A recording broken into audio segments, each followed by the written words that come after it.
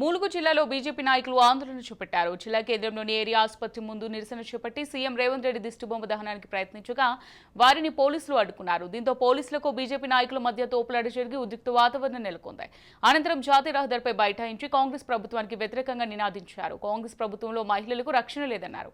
ఆదివాసీ మహిళపై అత్యాచారానికి పాల్పడిన నిందితుడిని వెంటనే శిక్షించాలని, మహిళకు న్యాయం చేయలేదని ప్రభుత్వం గద్దె దిగాలని డిమాండ్ చేశారు.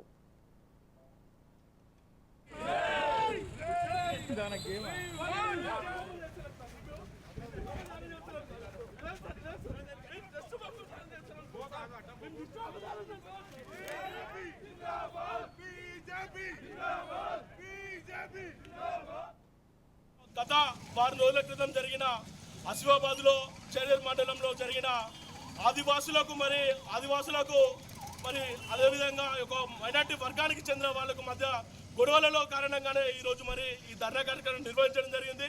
మరి ఆదివాసులకు పట్ల రాష్ట్ర ప్రభుత్వం కానీ అదేవిధంగా ఉన్న లోకల్ నాయకులు కానీ ఆసిఫాబాద్లో ఉన్న లోకల్ నాయకులు కానీ ఆదివాసులకు ఎక్కడ రక్షణ లేకుండా పోతుంది. మొన్నటికి మొన్న రాఖీ పౌర్ణమి రోజున చూసుకున్నట్టయితే ఒక ఆటో డ్రైవరు, ఒక వర్గానికి చెందిన ఆటో డ్రైవర్ వచ్చి ఒక ఆదివాసీ మహిళ, గోండు జాతికి చెందిన ఆదివాసీ మహిళను దౌర్జన్యంగా మరి లైంగికంగా దాడి చేసి ఆత్మహత్యకు పాల్పడడం జరిగింది.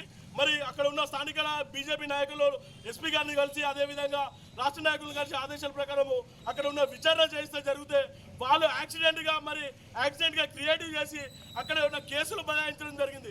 ఇక్కడ జరిగింది వాస్తవాలు ఏమిటంటే వాళ్ళు లైంగికంగా దాడి చేసి ఆత్మహత్య చేయడానికి వాళ్ళు ప్రయత్నించడం జరిగింది. ఈ యొక్క రాష్ట్రంలో ఈ కాంగ్రెస్ ప్రభుత్వం ఉందా లేదా అనే కోణంలో ప్రజలు ఆలోచిస్తూ ఉన్నారు. ఈ కాంగ్రెస్ ప్రభుత్వం వచ్చినప్పటి నుంచి గిరిజనులపైన కావచ్చు, దళితులపైన కావచ్చు, ఆదివాసీ బిడ్డలపైన ఎప్పుడు నిత్యం ఏదో ఒక చోట అత్యాచారాలు కావచ్చు, మారణకాండ జరుగుతూనే ఉన్నది. కానీ ఈ ఆదివాసీ ప్రాంత మహిళ అయినటువంటి ఎమ్మెల్యే అయినటువంటి సీతక్క ఇంతవరకు దీనిపై స్పందించకపోవడం సిగ్గుచేటు. ఇప్పటికైనా సరే ఈ రాష్ట్ర ప్రభుత్వం వెంటనే స్పందించాలి. ఆ యొక్క ఆదివాసీ గిరిజన మహిళపై జరిగినటువంటి అత్యాచారం చేసినటువంటి నిందితులను వెంటనే శిక్షించాలని చెప్పేసి కూడా భారతీయ జనతా పార్టీ డిమాండ్ చేస్తూ ఉంది. ఈరోజు ఆదివాసీ బిడ్డలు హిందువులు ఓటేస్తే కదా మీరు గెలిచింది, హిందువుల ఓటర్తో గెలిచి ఒక వర్గాన్ని మీరు కొమ్ము కాస్తూ ఒక వర్గాన్ని కాపాడే ప్రయత్నం చేస్తున్నాం. మీకు ఈ హిందువులు కావచ్చు, ఈ ఆదివాసీ ముద్దు బిడ్డలు కావచ్చు, ఈ ఆదివాసీ ప్రజలు మీకు త్వరలోనే తగిన బుద్ధి చెప్తారని చెప్పేసి కూడా భారతీయ జనతా పార్టీ తెలియజేస్తూ ఉంది.